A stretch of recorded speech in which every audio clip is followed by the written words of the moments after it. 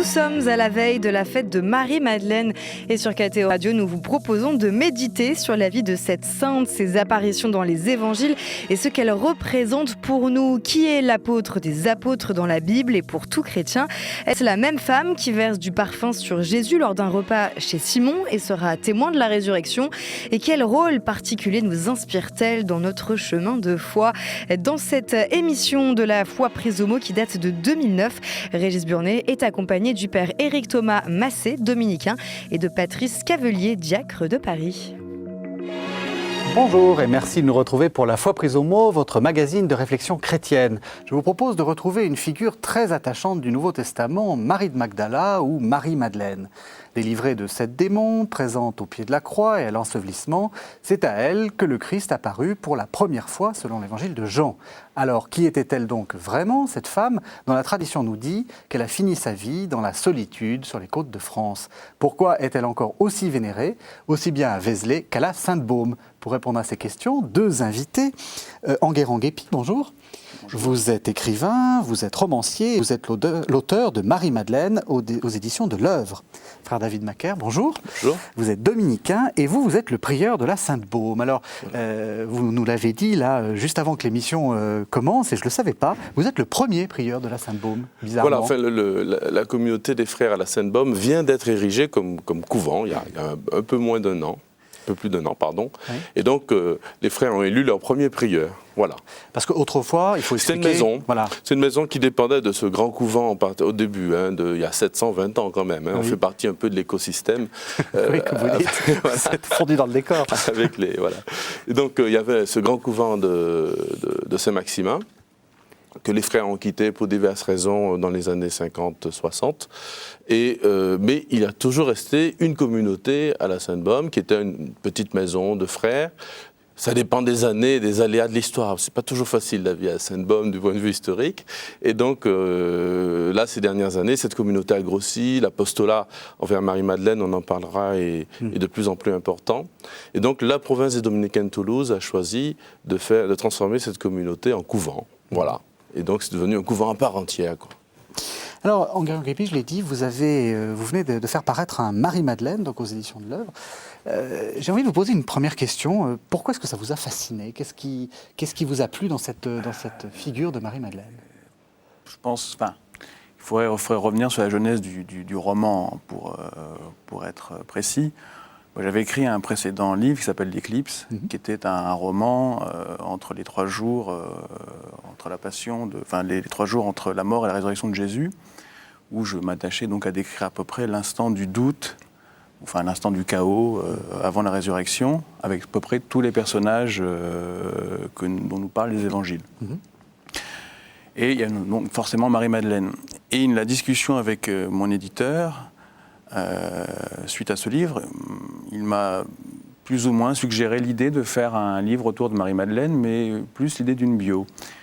J'avoue que j'étais un peu là-dedans, un peu dans la lecture des Écritures, des Évangiles, des Apocryphes, et je me suis dit, tiens, banco, oui, ça m'intéresse. Ce personnage, de toute façon, déjà me fascinait avant, mais allons-y.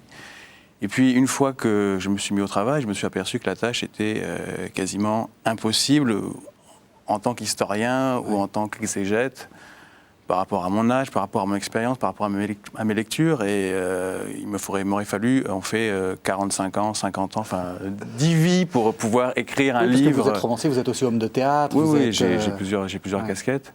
Donc en fait, Marie-Madeleine me fascine parce que je pense qu'il y a aussi une question de difficulté à la cerner. Elle est, du fait de l'absence de sources vraiment fiables, autre que les évangiles, mais en disant de sources vraiment en abondance, on a affaire à un mystère. Et tout ce qui est mystérieux fascine. Et je dirais même plus, tout ce qui est féminin est déjà mystérieux. Donc en plus, cette femme-là a encore un mystère supplémentaire.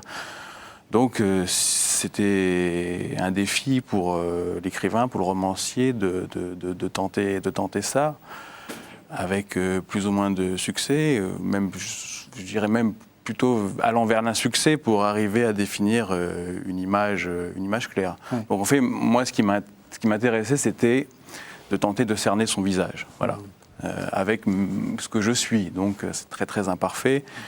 Et je pense que j'ai là un spécialiste, donc je ne sais pas si ma Marie-Madeleine va convenir aux premières prières de la Sainte-Baume. Donc, voilà. Oui, parce que justement, la question se pose. Hein. C'est une femme difficile à cerner parce que elle est multiple dans les Écritures. En fait, il y a plusieurs maris. Intellectuellement difficile à cerner. Et même, j'ai envie de dire, difficile à cerner pour les intellectuels. Ah oui. Mais je crois que j'en suis pas un, malgré les lunettes et le fait d'être dominicain. Mais en tout cas, par rapport à Marie-Madeleine, on le voit bien dans l'expérience que nous avons chaque jour d'accueil, dans ce lieu, dans ces lieux, parce qu'il y a aussi Saint-Maximin un peu plus loin, dont la tradition rattache les deux sanctuaires. C'est plus une question d'expérience. Et là, pour le coup, c'est très simple à saisir. Qui est Marie-Madeleine, ce qu'elle est, qui elle est. C'est plus une question d'expérience. Évidemment, si un intellectuel doit décrire comment le feu brûle ma main, il va peut-être écrire tout un livre. Mais celui qui s'y est brûlé la main, lui, il a l'expérience, il ne sait peut-être pas le décrire. Et je crois que Marie-Madeleine, dans l'expérience, ce que j'ai à en dire personnellement, c'est cette expérience. C'est comme elle, d'ailleurs, elle a envie de toucher, quoi. Elle touche, elle veut saisir, et je crois que Marie-Madeleine aussi, ceux qui viennent, ce qu'on fait, avant d'être une spécialiste, savoir qui c'est, on rencontre d'abord quelqu'un, voilà. Et justement, qu'est-ce que les gens vous en disent ? Quelle est leur expérience, en fait ? Ouais.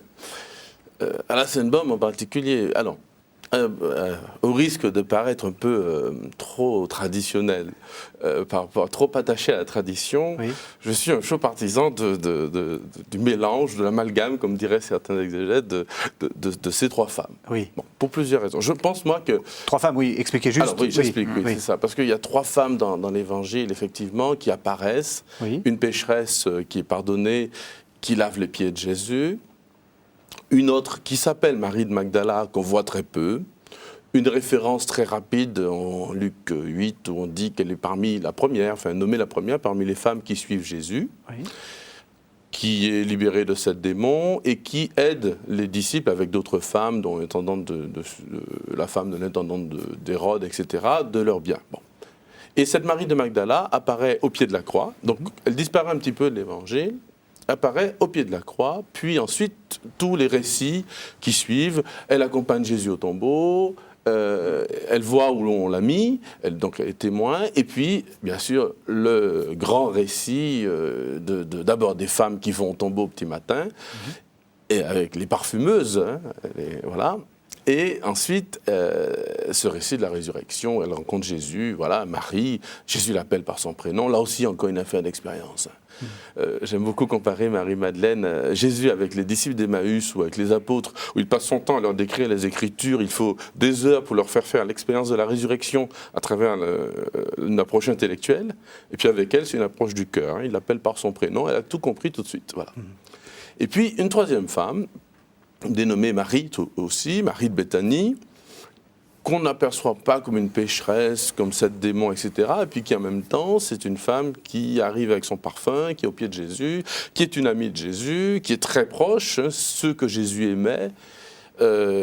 C'est elle aussi qui est dans l'épisode de Marthe et Marie. Enfin, il faudrait rentrer dans les détails des textes, mais voilà. Alors, la tradition, surtout depuis Saint Grégoire le Grand, a complètement mélangé les trois. Et puis aujourd'hui, on revient là-dessus un petit peu en disant non, mais l'Évangile justement distingue. Pourquoi distinguer et d'autres, au contraire, dire pourquoi rassembler. Ça fait un personnage un peu trop complet. Alors, je réponds à votre question. En fait, à la Sainte-Baume, les gens y rencontrent Marie-Madeleine, qui est en fait un mélange de ces trois femmes. Et la conviction qu'ils ont, j'avoue la partager, que je la partage, c'est qu'il y a non pas trois femmes et un personnage, trois femmes réelles qui ont existé auprès de Jésus, la pécheresse, Marie de Béthanie, et un personnage, mais qu'il y a trois personnages que l'Évangile a décrits, mais qu'en fait, il y a une seule femme. Voilà. En fait, en tout cas, c'est l'expérience que les gens font quand ils viennent là. À la fois le pardon, les démons, mais ensuite l'amitié avec Jésus, la rencontre, etc. Alors, Guépi, vous qui êtes un intellectuel, donc qui ne comprenez rien. Tout à fait, mais je me reconnais très bien dans le portrait intellectuel. Est-ce que vous, c'est cette expérience-là, enfin c'est cette Marie-là qui vous intéresse ? Oui et non. Moi, au départ, je suis parti dans l'idée de le distinguer. Parce que je voulais, quand j'ai réfléchi à ce projet de biographie, je me suis dit, je vais tenter d'avoir une approche critique. C'est-à-dire que si on me dit qu'en Luc, elle s'appelle un tel, en Marc, un tel, et chez Jean, c'est un tel, je vais chercher à les différencier. Donc je suis parti vraiment sur l'approche de distinguer les trois Maries, donc la pécheresse, Marie de Béthanie et Marie de Magdala.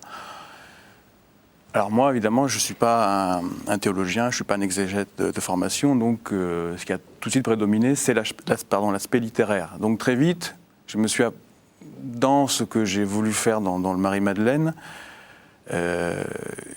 j'ai pris comme postulat que finalement chacun a sa Marie-Madeleine. Ouais. Donc on a une figure, c'est vrai, qui très vite, je ne vais pas dire qu'elle s'échappe des évangiles, mais si, quand même, elle s'échappe des évangiles. Donc on a quelque chose qui se construit dans l'inconscient de mes personnages, qui fait qu'au fond, moi-même, au bout d'un moment, je ne pouvais pas concevoir que Marie de Béthanie ne soit pas Marie-Madeleine. Enfin, c'est très étrange comme processus d'écriture. Pourtant, j'étais dans un postulat intellectuel qui était de les différencier. Et encore, si je devais le parler d'un point de vue critique, je ferais la différence, le distinguo. Mais en même temps, dans mon roman, le narrateur, à un moment donné, ne peut pas s'empêcher, poétiquement, dans le livre, de parler de cette Marie de Béthanie qui va laver les pieds du Christ, et de dire que c'est Marie-Madeleine, en faisant référence à des allusions corses, puisque du côté de ma mère, nous sommes corses. Donc il y a aussi un rapport aux femmes. Donc c'est bon, ça, je ne sais pas si on rentrera dans les détails après sur mon roman, mais bon, il y a aussi un rapport qui est très lié à ça. Donc, moi, j'ai pas de réponse. Je suis presque dans l'état de ne pas savoir quoi en penser sur si c'est une seule ou trois, si c'est deux, si c'est 25. On fait juste cette sensation que il y a la Vierge Marie, il y a Marie-Madeleine, et que, excusez-moi l'expression, mais toutes les autres femmes des évangiles sont cannibalisées par ces deux-là. Oui. Et qu'au final, la question qu'on peut poser, c'est est-ce qu'on peut accepter, quand on a la foi, quand on est croyant, que la première qui ait vu Jésus ressuscité soit une femme qui ne soit mentionnée que 10 fois, je me trompe, c'est 10 fois peut-être dans les évangiles. Et non, on en veut plus. Ouais. On ne peut pas s'imaginer, je pense, qu'elle n'apparaît qu'une fois, comme ça, de temps en temps, et qu'elle est la première. Donc elle a quand même dû recevoir une grâce particulière pour être la première. Ça n'a pas été donné visiblement aux disciples, c'était elle. Donc il y a quelque chose. Donc il y a un lien particulier entre elle, Jésus, la résurrection et l'apostolat. Enfin, donc, après, voilà, Elle est la première en beaucoup de points, je trouve. Alors, je comprends tout à fait l'approche et même je la partage, de distinguer, de voir justement, c'est passionnant de voir ce qui distingue cette jeune fille qui est la sœur de Marthe et de Lazare, de cette femme mûre, indépendante qui vit à Magdala, qui est dans la banlieue de Tibériade, c'est-à-dire près de la cour d'Hérode, enfin, une femme qui a l'air un peu, qui a vécu, qui est la Marie de Magdala, enfin, qu'est-ce qui les rapproche, qu'est-ce qui les distingue? C'est passionnant, on y revient du point de vue intellectuel, du point de vue de la recherche. Après, c'est vrai qu'à un moment donné, il y a une expérience des personnes, avant même peut-être d'être des croyants, quoi. Je reviens à l'expérience que j'ai à la Sainte-Baume, des gens qui rentrent, qui découvrent, qui s'approchent parfois. Marie-Madeleine, on la recherche aussi d'un point de vue un peu ésotérique aussi. Hein, voilà, on a vu ça dans la Da Vinci Code, etc. Bon, il y a toutes sortes on peut dire tellement de choses, ça comme ça Marie-Madeleine, dans l'Église et ailleurs aussi. Et ailleurs aussi. Donc, et après, il y a une expérience, il y a une question, hein, qui est-elle? Or, évidemment, cette richesse de l'ami de Jésus, de la prêcheresse, de celle qui annonce l'évangile aux apôtres, de celle qui est libérée de cette démon, etc., fait un personnage tellement... Alors, première aussi à être libérée uniquement, dans l'évangile de Saint Luc, uniquement du point de vue de ses péchés. Ça, c'est quelque chose que j'ai découvert dans une bande dessinée, en lisant une bande dessinée qui est parue dernièrement, dont j'ai oublié le titre, sur Marie-Madeleine, parce qu'il y en a des ouvrages. Oui, bien, Et l'auteur fait remarquer que c'est la première dans l'évangile à être guéri uniquement de son péché. Avant ça, il y a eu le paralytique, mais il a été aussi guéri de sa paralysie, ou des guérisons physiques. Mais elle est comme l'archétype de tous ceux qui sont sauvés uniquement de leur péché parce qu'ils sont en bonne santé ou pas handicapés, etc. Mais je vous propose qu'on fasse la même chose, c'est-à-dire qu'on prenne comme vous la Marie dans ses différents aspects sans se poser des questions. Alors je vous propose de faire une première pause avec un texte qui est extrêmement important dans la piété autour de Sainte Marie-Madeleine. C'est un texte de Pierre de Bérulle, le cardinal de Bérulle, qui date de 1627, qui s'appelle « Élévation sur Sainte Marie-Madeleine ». On écoute le cardinal de Bérulle. Jésus ne la daigne pas consoler d'une seule parole. Il ne parle ni d'elle, ni à elle, comme si elle était ensevelie en sa mémoire. Il parle au bon larron, il parle à sa Sainte Mère et à Saint Jean, il ne parle point à Madeleine qui est en leur compagnie. Il parle au Père éternel et sur moi, et sur ceux qui le crucifient, il ne parle ni à Madeleine, ni sur Madeleine, qui est crucifiée par son amour même. Et Madeleine ne parle point à Jésus, comme Jésus ne parle point à Madeleine. Elle ne lui parle point la vérité, mais son cœur parle, et parle le langage d'amour qui est le langage du cœur. Elle entretient Jésus de son silence, et le silence de Jésus sert d'entretien à Madeleine. La croix crucifie Madeleine en Jésus et avec Jésus. Tous deux sont en croix, en douleur, en souffrance, et en croix et souffrance d'amour excellent et divin. Mais Jésus meurt en cette croix, et Madeleine ne meurt pas, car en mourant, il lui donne la vie et s'imprime en son cœur comme une cire amollie par ses rayons. Il grave en elle sa vie, sa mort, sa croix et son amour. Et cet amour est toujours vivant et vivifiant en elle. Cet amour est vivant et régnant en Jésus mort et fait vivre Madeleine. C'est sa vie, c'est son amour, et c'est pourquoi elle ne meurt point en la mort de Jésus.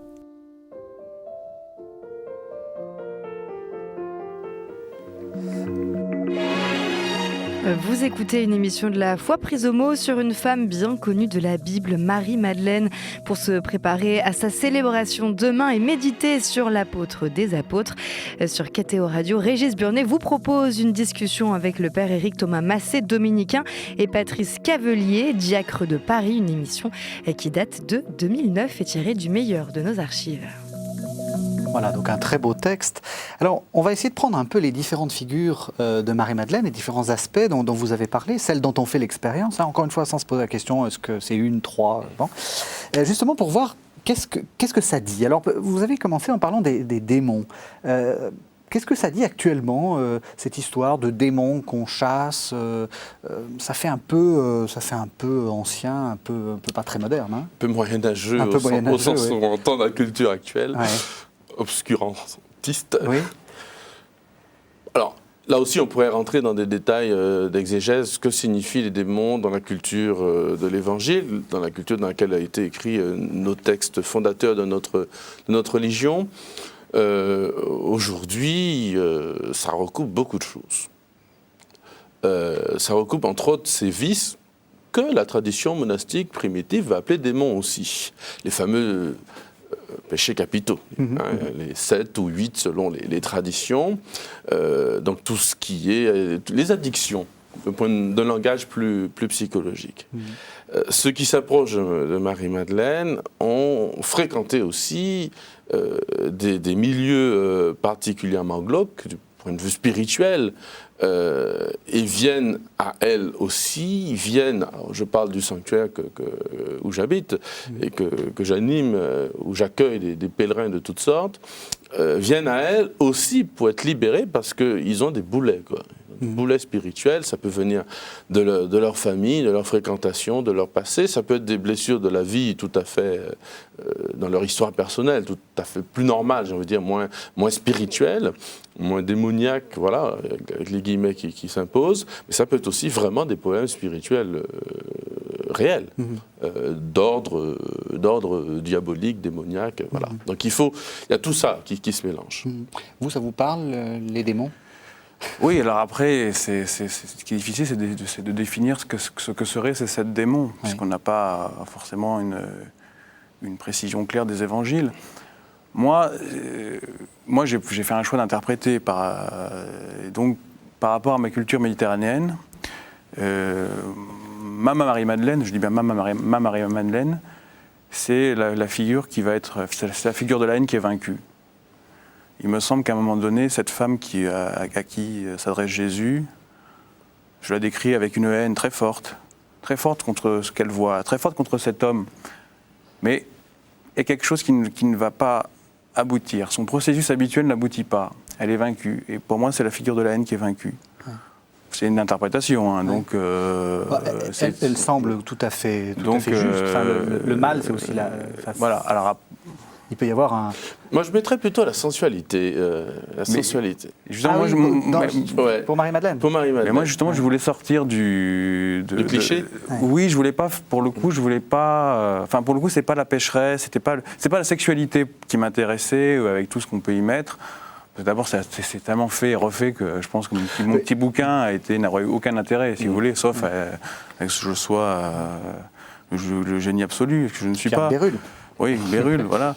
Mais non, moi, ce qui m'intéressait, c'était aussi, parce que, comme vous dites là, je suis tout à fait d'accord avec vous, Marie-Madeleine, on a une approche personnelle. Je pense que si je vais à la Sainte-Baume, je vais y aller avec ma Marie-Madeleine. Et moi, cette figure de la victoire contre la haine, je trouve, venant d'un monde méditerranéen, il y a quelque chose qui me parle, et me dire que cette femme nous dit quelque chose de la conversion, nous dit quelque chose que le monde n'est pas, je dirais, n'est pas cette violence-là, ça me touchait, et bon, donc je l'ai interprété comme ça. Après, je pense qu'on a 50 autres directions possibles. Hein, donc, La sexualité ou la sensualité plutôt. La sensualité plus que la sexualité pour Marie-Madeleine. Évidemment, on a fait une prostituée quelque part. L'Évangile ne le dit absolument pas. Je ne crois pas que ce soit ça d'ailleurs qu'il faut retenir. Mais par contre, la sensualité, pourquoi j'y pense en premier ? Parce qu'elle reste sensuelle après sa conversion. Et ça, j'aime bien. C'est quelqu'un qui, dans ce processus de conversion, ne va pas devenir raide comme un coup de trick et se refermer dans ses passions. Au contraire, sa passion va se déployer tout autant, mais envers le Christ. Et elle reste la femme au parfum, la femme qui veut toucher le corps, elle touche Jésus, elle est à ses pieds, elle est là, c'est son mec, enfin, d'une certaine façon. Chastement, chastement, parce que l'Évangile le dit, etc., et puis que ça paraît clair, puis c'est Jésus, et voilà. Il faudrait rentrer dans tout ce qu'on a pu dire sur les relations de Jésus. Totalement moderne, enfin, voilà, personne n'y avait jamais pensé jusqu'au 19e siècle, enfin, ou même jusqu'au 20e siècle. D'une relation personnelle et sensuelle. Elle cherche son corps, il est mort. Où as-tu mis le corps de mon Seigneur ? Elle ne se renie pas. Elle ne se renie pas. J'avais des enfants de première communion l'autre jour qui étaient à la grotte. Je lui ai dit, vous savez ce que Marie-Madeleine veut absolument ? Qu'est-ce que vous faites ? On veut faire notre première communion. Bon, c'est quand ? Samedi prochain. Très bien. Vous savez vous allez recevoir quoi ? Le corps du Christ. Je dis, qu'est-ce qu'elle veut, Marie-Madeleine ? Qu'est-ce qu'elle cherche absolument ? Elle est prête à vaincre les soldats, la pierre qui est pas roulée, pour le corps du Seigneur. Alors j'aime bien parce que c'est dans le processus, c'est pas tellement la sensualité, c'est vrai, il y a le cliché, dès qu'on parle de péché, le fruit défendu, Adam et Ève, mon Dieu, c'est forcément sensuel. Il y a une part sensuelle certainement, mais enfin bon, c'est pas celle que la culture actuelle interprète, mais c'est cette conversion qui fait qu'elle ne change pas, simplement qu'elle réoriente ce qu'elle est vers le Christ. Ça me plaît beaucoup. C'est aussi l'idée que je trouve intéressante que la haine ou le péché n'a pas le dernier mot. Je trouve qu'on est quand même beaucoup, et dans l'Église et hors de l'Église, dans l'idée qu'une fois qu'on a fait une chose, on l'a faite pour la vie. Et je crois que Internet le montre bien, où on a l'impression qu'on est classé à vie, quoi. On a fait une bêtise et on trouve toujours Là, on a l'impression que, justement, c'est la deuxième figure de Marie-Madeleine, c'est l'amie de Jésus. Même si elle n'était pas très correcte avant, elle devient l'amie de Jésus. Justement, la découverte, avec Marie-Madeleine, un truc que j'ai découvert encore très fortement, c'est la joie d'être pécheur. Parce que quand je commets un péché, nous commettons des péchés, nous savons très bien que c'est mal. Que nous soyons chrétiens ou pas, si quelqu'un trompe sa femme, il sait que c'est mal. S'il vole à son travail, enfin j'en sais rien, il sait que c'est mal. Mais si le mal n'est pas défini comme une offense contre Dieu, c'est-à-dire que personne ne peut me sauver de ce mal. Donc j'ai beau me justifier, courir à droite à gauche, dire j'ai raison, tout le monde le fait, trouver toutes les justifications, m'enfoncer là-dedans, je sais que je porte ce boulet. Alors Marie-Madeleine, cette libération du péché, cette femme pécheresse qui devient amie intime, elle est là avec Marie Salomé, la tante de Jésus, au pied de la croix, avec le disciple que Jésus aimait. Elle est là, présente. Donc elle est vraiment l'intime des intimes. Et si les apôtres ont su ce qui s'était passé après la mort de Jésus, c'est parce qu'elle leur a dit. Tous les récits, voilà. Et si elle leur a dit et qu'ils ont mis cela dans l'Évangile, c'est qu'ils l'ont écouté. Ils ont écouté cette femme parce qu'elle avait une autorité. Et cette autorité lui venait de cette amitié, cette prédilection avec Jésus. Et donc, cette pécheresse qui devient prêcheresse, joli. Une formule de Philippe de Voucou, un frère dominicain qui a été gardien de la grotte pendant plusieurs années, cette pécheresse, parce que Marie-Madeleine est la patronne des frères prêcheurs. Oui, alors, oui. Voilà, Et donc, qui devient prêcheresse, splendide. Oui. Splendide. Vous aussi, l'amitié, parce que dans votre roman, j'ai bien aimé, vous n'êtes pas tombé dans le cliché. Vous n'êtes pas tombé dans le cliché, justement, la sexualité. Mais l'amitié, oui. Oui, l'amitié avec Jésus, oui. Moi, oui, je pense qu'il y a une relation entre Oui. Jésus et Marie-Madeleine. Enfin, il y a quelque chose qui se passe, je veux dire. Mais de quelle nature, justement? C'est quoi l'amitié? Parce que, évidemment, alors là, j'ai pas de réponse. Marie-Madeleine, c'est aussi un modèle qui est offert aux croyants d'amitié envers Jésus, donc avec tout, sans se renier. Pour vous, c'est quoi comme ça? Mais là, honnêtement, j'ai pas de réponse. Ouais. Moi, je pense que, si vous permettez, qu'il y a quelque chose qui est dit de Jésus à ce moment-là. C'est que Jésus, qui a pris toute notre humanité, excepté le péché, eh bien, il a pris aussi le fait d'aimer les gens de façon affective. Il avait des affections particulières, pas fusionnelles ou uniques, je ne sais plus comment on dit maintenant en vocabulaire, mais cette fille-là, eh bien, l'a touché particulièrement. Non, mais ça, je suis d'accord avec vous. Mais c'est ce que d'ailleurs dans mon roman, c'est cette figure-là qui prédomine, d'amitié, de rapport avec Jésus. Moi, c'est un texte court, donc c'est vraiment avec des partis pris à chaque fois. Oui. Donc, et en plus, il y avait des... C'est une commande aussi, donc il y avait aussi, je dirais pas un cahier des charges, mais il y avait une difficulté temporelle. C'est un texte qui était à rendre assez vite, donc j'ai vraiment, presque instinctivement, je me suis dit, quelle est ta Marie-Madeleine, comment tu la sens? Hop, et j'ai comme très rapidement, je pense que c'est mieux d'ailleurs. Au final, je pense que c'est une figure qui, si on s'y attarde trop intellectuellement, là je suis d'accord avec vous, d'abord, on n'a jamais de solution, de réponse, parce qu'il y a toujours 30 choses qu'on va trouver. Il suffit qu'on ait encore une découverte archéologique et on peut bien avoir... excusez-moi, mon père met un nouveau pèlerinage qui on dira qu'elle est allée en Chine, etc. Non, mais... En Chine, mais pense ça. Mais bon, bref, donc à un moment donné, il faut se stopper. Et c'est ça qui est intéressant, parce que c'est quand même une figure de spiritualité et de foi. Ouais. Et c'est ça qui est intéressant. Ouais. Ça, je crois que Marie-Madeleine... ça, c'est fort. Alors, Marie-Madeleine pécheresse, Marie-Madeleine amie de Jésus, et puis il y a Marie-Madeleine qu'on avait déjà rencontrée chez vous dans l'Éclipse, qui assiste à la mort et puis qui est là à attendre. Comment vous la percevez, cette Marie-Madeleine, avant la résurrection? La Marie-Madeleine, parce que je pense que, vous nous direz après, je pense que ça rejoint beaucoup tous ceux qui sont touchés par la douleur. En réalité, c'est une figure de... pleurer comme une Madeleine, c'est pas un hasard si on utilise le terme. Vous la voyez comment? Deux options. Je me dis, d'un côté, je crois vraiment que son rapport d'intimité avec Jésus était tellement fort, que sa douleur était telle,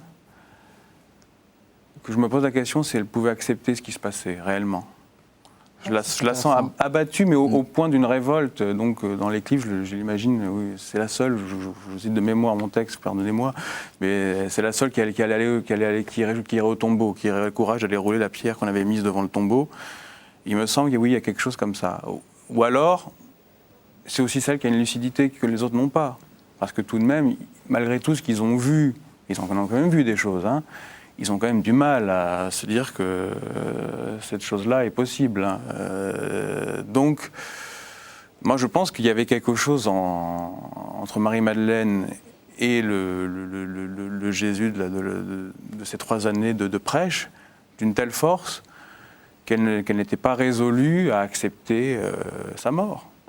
Et ce qui peut expliquer aussi pourquoi elle est aussi la première à être choisie, c'est que quelque part, elle y tient. Il y a quelque chose d'une conviction intime que ce n'est pas possible, que tout ça, c'est quoi ? C'est donc rien. Donc on sera vaincu par les Romains, on n'est rien, on est fini, on est mort, quoi. On est mort, c'est fini, c'est le chaos. Car je crois que pour elle, Jésus, c'était son dernier espoir. Moi, je l'interprète comme ça, c'était son dernier espoir. Pour quelle raison ? Là, je n'ai pas la raison, c'est le mystère, et c'est peut-être le mystère de chacun, de la vie, par rapport à la foi ou à la non-foi, ou peu importe. Parce que moi, j'essaie de faire court. Hein. Mon texte, ça reste aussi, c'est pas un texte de croyants, de non-croyants, c'est un texte sur Marie-Madeleine. Ce que je suis presque un porte-peu par rapport à ma foi, sur et l'éclipse et Marie-Madeleine. Mais moi, je crois que c'est ça, il y a quelque chose, un ressort en elle qui refuse d'être vaincue par ça. Alors après, on peut interpréter ça comme elle va voir un truc qui n'existe pas, elle a tout inventé, ou alors on peut croire que non, c'est la seule qui pouvait voir, je dirais l'impensable, que la mort soit vaincue, que Jésus sorte du tombeau, voilà. Moi, je dirais, défaut de dominicain, j'ai envie de répondre à tout, être modeste, c'est pas facile. Il y a l'aspect théologique de la sacramentalité. Je crois que ce qui la sauve à ce moment-là, c'est son rapport au corps. Le corps du Christ, l'humanité du Christ, pas simplement son corps, l'humanité du Christ et, disent les théologiens, donc, le sacrement de sa divinité. Hein, Dieu, Saint Jean dira, celui que nous avons vu de nos yeux, celui que nous avons entendu, celui que nous avons touché de nos mains, bien, c'est le Verbe de Dieu. Or, la guérison profonde de l'affectivité, ça c'est très à la mode dans notre société, enfin voilà, guérison de notre affectivité qui a souvent été blessée, dont témoigne Marie-Madeleine, c'est-à-dire la foi ne sauve pas simplement notre intelligence en la libérant de tous les enténèbrements possibles, ou notre volonté en la réorientant vers le bien, mais aussi notre affectivité profonde, nos désirs, nos passions. Bon. Quand elle est au pied de la croix, je crois que son affectivité est à la fois mais complètement remplie. Enfin, elle doit pleurer encore une fois. Elle pleure, la Madeleine, elle est blessée. C'est ce que dit Bérulle, elle meurt. Elle meurt. Elle reste vivante. Voilà, c'est ça, dans le texte qu'on vient d'entendre. Puis en même temps, elle est tellement puissante que ça lui donne cet attachement au corps. Et donc, elle reste attachée, encore une fois, je reviens à ma sensualité. Elle reste attachée à un corps. Et elle ne veut pas croire qu'il est mort de cette façon. Donc elle croit déjà à la résurrection, mais à cause de cette force de son affection pour le corps de celui qu'elle a oint, celui qu'elle a touché de ses mains, et qu'elle veut encore toucher après la résurrection, parce que ça y est, elle a vaincu de cette façon. La résurrection, sa foi est passée, peut-être que la foi de la Vierge, on imagine aisément, une foi purement théologale, au sens vraiment infusé, Marie croit et espère au pied de la croix parce qu'elle connaît ce qui lui a été révélé, bienheureuse celle qui a cru, par la voix de l'ange. Marie-Madeleine, qui, l'Évangile ne le dit pas, n'a pas vu d'ange, en tout cas pas avant la résurrection, mais elle a le corps de Jésus, l'humanité de Jésus, auquel elle avait une relation aussi passionnelle, et donc c'est ça qui lui permet de passer à travers la mort, et d'y croire, quoi. Moi, je crois vraiment que, voilà, donc elle recherche le corps, elle ne connaît plus rien, quoi. Voilà, avec ses parfums, ses cheveux. Alors justement, je vous propose de faire une deuxième pause en attendant un texte d'un poète un peu oublié. Alors je ne sais pas si c'est injustement méconnu, comme dit la formule, qui s'appelle Saint Paul Roux. C'était un poète symboliste, un peu à la Mallarmé ou à la Paul Valéry. Ça s'appelle La Madeleine au parfum et ça date de 1887. Ta beauté ne pouvait sombrer dans la tempête. Ô tragique symbole de la charité. Cueille donc une palme au palmier de ma fête. Être belle, vois-tu, c'est de l'éternité. Souris, par le chemin léger de ton haleine, un ange s'est blotti sous ta peau de baiser. retourne vers le peuple et dis-lui, Magdeleine, qu'une larme a suffi pour te diviniser. La chevelure en pleurs à la façon des saules, l'intrus se leva comme on sort de la mer. Un frisselis subtil à fleur de ses épaules indiquait que 2 ailes germaient de sa chair. Tous enfin revenus du magique village et se frottant les yeux comme après le sommeil, suivirent à genoux dans le joli sillage la femme au cœur plus grand qu'un lever de soleil. Vous écoutez La foi prise au mot sur une femme bien connue de la Bible, Marie-Madeleine, que l'Église catholique célèbre demain. Régis Burnet est accompagné du père Éric Thomas Massé, dominicain, et de Patrice Cavelier, diacre de Paris. Cette émission a été diffusée en 2009. Voilà, donc l'immortel Saint Paul Roux qui nous parle justement de ce moment tout à fait, qui est quand même le plus important dans la vie de Marie-Madeleine, qui est le moment où elle rencontre Jésus ressuscité, où elle doit après annoncer à ses frères la résurrection. Alors, pour vous, c'est quoi ce moment-là, ce qu'on appelle le nolime évangéré, puisque c'est comme ça que la tradition reprend le texte de Saint Jean. Ne me retiens pas, ne me touche pas, ne me touche plus. Bon, beaucoup à dire, il y a de quoi prêcher pendant quelques années à la Sainte-Foy. Oui. Je repensais à ce que disait Guérand tout à l'heure par rapport à la spontanéité de son propre écrit. Et là, c'est la spontanéité de Marie-Madeleine, la spontanéité de ceux qui arrivent auprès d'elle, finalement. Il y a des complications qui tombent. Des complications. Nous sommes, Dieu est simple, mais nous sommes compliqués. Cette femme était compliquée. Les 7 démons, c'est au-delà de savoir 1, 2, 3, 4, 5, 6, 7, encore une fois, c'est symbolique aussi, c'est une sorte de plénitude, c'est compliqué. Comme dans Facebook, c'est marqué vie sentimentale, c'est compliqué. Nos vies sont compliquées. Ouais. Et face à elle, ce qu'elle a vécu, il est passé de la complication à la simplicité, des complexes à la simplicité, à l'unification. C'est pour ça que Marie-Madeleine m'a posé la question avant-hier, pourquoi dans une grotte ? Pourquoi la tradition la place toute seule dans une grotte pendant 30 ans ? Alors que, finalement, justement, je racontais cette femme sensuelle qui va, d'un peu la tradition, prêcher à Marseille, elle va prêcher, elle va annoncer l'évangile, sa sœur aussi, etc. Bon, pourquoi soudain la solitude, une grotte, un lieu austère, même splendide, mais austère ? Bien parce qu'elle est passée du compliqué, du multiple de sa vie éclaté à une simplicité qui est la rencontre avec le Christ.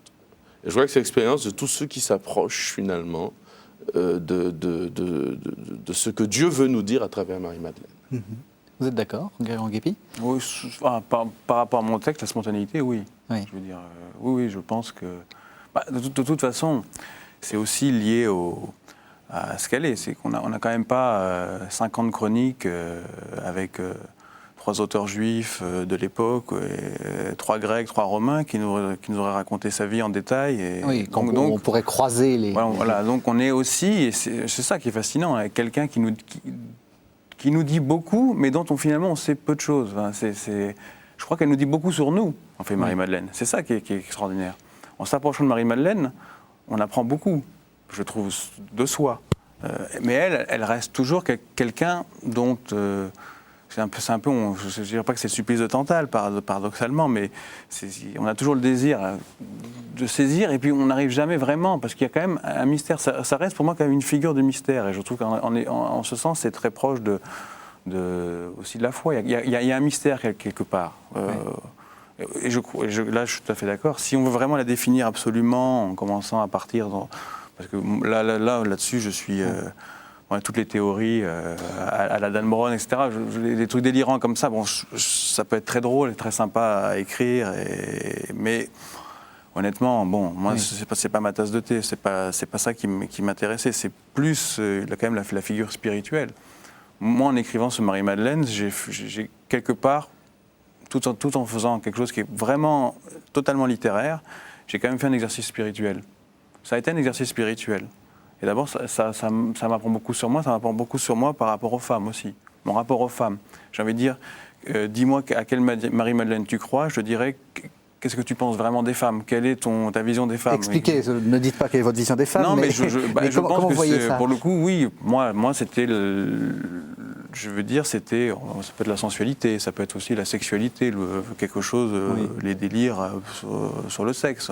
Il y en a plein qui vont là-dedans. En pensant à Marie-Madeleine, hein, c'est même le premier truc qu'ils voient, hop, direct on attaque. Moi non, moi c'était le rapport intime de la violence féminine quand même. Car il y a une violence féminine qui existe et que je trouve qui souvent n'est, pour le coup, vu l'époque, qui n'est jamais abordée parce que c'est quelque chose qui devient tabou. La violence, elle est forcément masculine, elle n'est jamais féminine. Et je trouve que dans le rapport, et l'axiome que pour moi Jésus pose à Marie-Madeleine, c'est libère-toi de ça, libère-toi de cette colère que tu as. Libère-toi, cette colère. Donc, dans cette volonté de me récupérer, c'est ça, cette idée aussi, ne me touche pas, ne me... Ah, dans le touche pas. Si, il y a un côté très, justement, assez violent de vouloir saisir, de vouloir s'accaparer. Sur la fin, oui. Alors moi, j'étais plus sur l'avant. Sur le nolim étant géré ou étant guéré, je sais pas... Là, je n'ai pas les compétences comme le père David. C'est très compliqué, c'est quand même des interprétations théologiques. Là, on est quand même dans l'interprétation. C'est excellent lorsqu'on ne peut pas tout à fait comprendre. Je crois que c'est Gustave Thibon qui devait dire qu'un mystère est un mur, non pas un mur où l'intelligence se brise, mais un océan où l'intelligence se perd. Et c'est vrai qu'on a commencé l'émission en parlant des 3 femmes, une femme, etc. On ne sait pas. Les 7 démons, on ne sait pas. C'est pas qu'on ne sait pas, c'est qu'on n'aura jamais fini de savoir. C'est comme l'écharpe dans la chair de saint Paul, ce qu'il dit, il m'a été mis une écharpe dans la... On ne sait pas trop ce qu'il a, cet homme. Et tant mieux. Ça permet, c'est l'évangile. Il parle à 2000 ans de civilisation au pluriel. Et donc il faut que chacun puisse s'y retrouver. Le nolim étangere aussi. Ne me retiens pas parce que mon corps glorieux, mon corps doit retourner vers le Père, ou ça ressemble au dresson 3 tentes de Saint-Pierre, voilà, non, c'est pas encore le moment, mais c'est aussi, ne me touche pas, en même temps il dira, il y a quelque chose du toucher, moi j'aime bien le toucher. Ah oui, il y a quelque chose, parce qu'il y a Thomas juste après, qui lui touche. Alors, est-ce que ça veut dire, j'ai entendu cette explication que j'aime beaucoup, enfin cette interprétation, pardon, c'est, t'as déjà la foi. Saint Augustin dit que la foi de comment elle s'appelle, de Marie-Madeleine, c'est le toucher. Elle a déjà touché par la foi, elle, puisqu'elle répond Rabouni. Donc elle n'a plus besoin de le toucher. Alors que Thomas, lui, pas encore. Il dit, vas-y, touche-moi. Et là, il ne touche pas, et puis il dit mon Seigneur et mon Dieu. Et donc, cette interprétation belle dit. Ne me touche pas signifie tu m'as déjà touché par la foi, tu as répondu Rabouni. Tu n'as plus besoin de me toucher pour être sûr. Hein, exactement comme celui qui croit, heureux ceux qui croient sans avoir vu. Tu crois sans avoir touché, tu n'en as plus besoin. Voilà. Alors après, on peut aller plus loin encore dans cette interprétation. Alors on continue encore la galerie des figures, si j'ose dire, et puis avec une figure qui est la sainte après les évangiles, Marie-Madeleine après Marie-Madeleine, si j'ose dire. Alors, expliquez-nous quand même la sainte Baume. Dites-nous rapidement qu'est-ce qu'elle est allée se perdre dans cet endroit magnifique. 3 heures d'émission. Non, on a 9 minutes 51 exactement.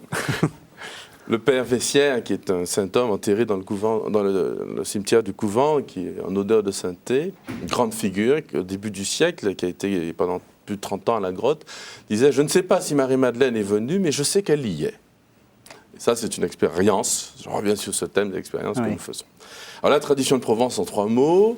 Après la mort de Jésus, persécution, Hérode prend le pouvoir, chasse un peu Ponce Pilate, persécution, on embarque, les chrétiens fuient la Palestine, Marie-Madeleine, Marthe, Lazare, Maximin, un des 72, Sidoine, l'aveugle-né, Marie-Salomé, Marie-Jacobée sont embarqués sur une barque, on pousse sans voile ni rame, elles atterrissent non pas à Marseille, mais un peu plus loin au Sainte-Marie de la Mer, nom actuel de ce lieu.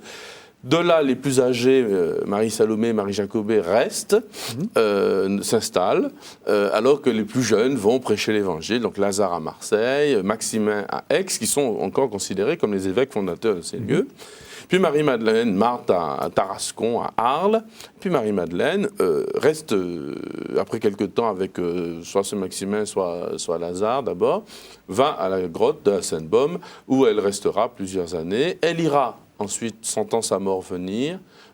La grotte de la Sainte-Baume, c'est un immense massif à l'est de Marseille. qui est un désert, qui est encore une forêt, c'est une forêt unique, protégée par l'ONF aujourd'hui, par les papes hier et par quelques esprits magiques il y a des millénaires avant Jésus. Donc c'est une forêt extraordinaire avec une falaise, enfin un lieu qui est extraordinaire, splendide. Il y a quelque chose, quelque chose même pour le touriste. Elle y va pour se réfugier, puis ensuite elle mourra au lieu qui actuellement s'appelle Saint-Maximin. Alors, il y a des éléments archéologiques intéressants qui ne contredisent pas cette tradition qui n'est pas un mythe, c'est une légende. Donc elle est respectable comme telle. D'abord, il y a ce pèlerinage ancestral. Des moines sont venus s'installer très tôt. On a des traces archéologiques paléochrétiennes, donc, y compris les sarcophages, mais y compris l'actuel tombeau de Marie-Madeleine, considéré comme le 3e tombeau de la chrétienté, qui date quand même des tout premiers siècles. On a découvert, il n'y a pas si longtemps, il y a quelques années, un immense port romain au Sainte-Marie de la Mer, enfoui sous la mer à quelques centaines de mètres du rivage, donc qu'on ne connaissait pas. Donc tout ça est intéressant. Historiquement, ce n'est pas incompatible. Bon, après, toujours des détracteurs ou de la tradition. Il y a des éléments qui nous dirigent vers cela. On y revient toujours à la phrase du Père Vessière. Elle y est. Ouais. Elle y est. Et qui y va ? Qui va la voir ? Est-ce que vous pouvez nous faire une sorte de portrait robot du parfait petit pèlerin ? Alors je crois qu'on peut faire une photographie dans les rues de n'importe quelle grande ville. On aura à peu près le même paysage qu'à la Sainte-Baume. On estime à peu près à 400 000 visiteurs, tout compris. Il y a aussi une hôtellerie que nous tenons depuis plus d'un siècle avec les frères, avec d'autres communautés aussi qui ont été présentes. Les frères dominicains qui sont là, comme je le disais, depuis plusieurs siècles, à la grotte en particulier. Donc arrivent la plupart du temps des promeneurs, des marcheurs, et puis des pèlerins chrétiens, et puis des gens qui viennent là parce qu'ils ont un fardeau. Vraiment. Qui arrivent là en solitaire. J'ai envie de dire, c'est une foi sauvage. Enfin, pas tout le monde. Il y en a qui sont vraiment des chrétiens, des groupes chrétiens constitués. On en reçoit beaucoup quand même. Mais arrivent des gens qui viennent là déposer un fardeau. Alors, ça se traduit par des cierges, ça se traduit par des gens en larmes dans le fond de l'église. Systématiquement, nous, on tient donc la grotte là-haut, parce qu'il faut monter à pied à travers la forêt. Et quand on sort un peu, prendre le temps sur le parvis, au moins une fois par jour, on a quelqu'un qui vient là parce que c'est une femme adultère, parce que c'est un homme qui a fait tant de mal dans sa vie, c'est une maman qui a perdu son enfant, ou un papa, etc., ou quelqu'un qui ne s'est jamais confessé depuis 60 ans. C'est tous les jours, si on tient les jours d'affluence, bien sûr. C'est ça. On a aussi quelques druides, parce que la forêt, il y a du gui, etc. Donc il y a de nouvelles religions. La première messe que j'ai célébrée, il y avait 2 druides très gentils, grands, barbus, comme Panoramix dans Astérix, des vrais donc. Oui, c'était vrai. Des vrais. Les soirs de pleine lune, il y a peut-être quelques personnes toutes nues qui courent au milieu des arbres la nuit. Je n'y vais pas, rassurez-vous. Ouais. Et puis, mais en général, les gens qui viennent là, alors là, on peut dire c'est 100% des visiteurs. Ça va des chrétiens les plus ancrés jusqu'aux plus ésotériques ou des plus lambda. Ils ont envie de parler, ils ont quelque chose à dire. Ils sont émus, ils sont touchés. Tiens, on y revient. Touchés. Vous avez dit que vous avez écrit quelque chose justement pour les chrétiens et les non-chrétiens, enfin que votre but... Est-ce que vous pensez que justement ce sujet de Marie-Madeleine, cette figure-là, correspond à quelque chose qui parle à tout le monde, et pourquoi ? Est-ce que c'est une sainte moderne ? Enfin, c'est une sainte, oui, parce que... moderne. Ou contemporaine, enfin, vous voyez ce que je veux dire ? Oui, parce qu'elle a le... D'abord, on est quand même dans un processus de retour aux origines. Donc, depuis Vatican II, il y a quand même ce phénomène-là. Donc, c'est forcément le retour d'un catholicisme qui serait plus juif, en fait, donc d'un judéo-christianisme. Donc, elle s'inscrit parfaitement dans ce processus. Elle a un deuxième, avantage pour les modernes que nous sommes, pour les contemporains, c'est que on a le sentiment qu'elle est, tout en étant totalement dans l'Église, elle a aussi un pied visiblement qui n'est pas complètement. Donc c'est une figure qui va avoir cette potentialité-là d'attirer des gens qui n'ont strictement rien à faire de l'Église, qui ne connaissent pas. Voilà. Troisièmement, je dis mon père. Troisièmement, il y a quand même aussi un parfum de soufre à travers Marie-Madeleine, donc lié peut-être à sa vie dissolue, dont on n'a aucune preuve finalement, on n'a pas la preuve. Mais donc ça fascine et ça attire. Donc il y a quelque chose autour d'elle, et le fait qu'elle était en plus la première à voir la résurrection, qui en fait quand même, qui en fait une figure centrale pour aujourd'hui, où les gens ont quand même besoin de signes, donc le toucher, ont besoin d'avoir quelque chose qui s'ancre. Donc cet ancrage dans le judaïsme du Christ, etc. Je pense, oui, elle est moderne, mais je suis persuadé que dans 300 ans, on trouvera sur Marie-Madeleine un nouvel angle qui sera sans doute pas celui-là, parce que elle parlera aux générations futures autrement. C'est sa force. Elle aimante quelque chose. Il y a quelque chose qui fait qu'on est en effet touché par elle. Et alors l'aimant vient d'où? C'est quoi? C'est la souffrance? C'est la proximité? La proximité quand même avec Jésus est forte quand même. La menthe. Il y a quelque chose qui quand même oui, certainement. Mais bon, des figures de saints du Moyen-Âge comme saint François d'Assise, saint Dominique. C'est moins populaire. Bon, on continue aussi à alimenter régulièrement, je dirais, nos conversations. Donc, non, mais c'est vrai qu'elle, il y a quand même des fois des moments un peu où je dirais pas où elle disparaît, mais elle retourne dans sa grotte quand même. Et puis hop, tout d'un coup, c'est une nouvelle naissance. Avec des choses délirantes ou des choses qui sont dignes aussi d'intérêt. Bon, c'est vrai que... Mais oui, je pense qu'elle est moderne. De toute façon, la foi reste quelque chose de moderne. De rien. Ou la non-foi aussi. Enfin, ce rapport-là, ça reste quelque chose d'actuel. Donc, on ne peut pas évacuer. Alors, on est à la fin de notre émission. Juste, vous avez quelques secondes, mon frère, pour expliquer comment on fait pour aller chez vous, si on veut faire un pèlerinage, comment est-ce qu'on s'organise? Pas de problème, il y a une hôtellerie, donc, et puis c'est notre rôle. C'est un peu bizarre pour des dominicains de tenir une hôtellerie. Les frères, d'ailleurs, nous posent la question. C'est parce que Marie-Madeleine est, à notre avis, la patronne de la nouvelle évangélisation. La fameuse nouvelle évangélisation doit ressembler à la toute première, celle de la France, parce que de fait, c'est de ce lieu-là qu'est partie l'évangélisation de la France.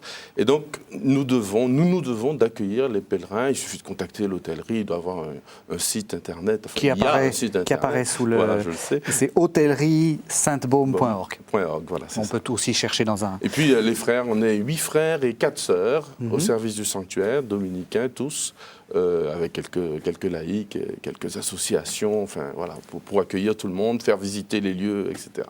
Très bien. Alors, vous avez dit il y a énormément de livres qui ont paru sur Marie-Madeleine. L'un des derniers, vous nous l'avez conseillé, de Thomas Michelet, Neuvaine à Sainte-Marie-Madeleine, qui est paru aux éditions Salvator. Et sinon, je rappelle le titre de vos deux livres, En guerre en guépi. Vous avez cité L'Éclipse, qui est paru aux éditions de l'Œuvre, et Marie-Madeleine, qui vient de paraître là, il y a quelques semaines, également aux éditions de l'Œuvre. Vous pouvez retrouver cette émission sur le site ktotv.com. Merci à tous les deux et merci de nous avoir suivis.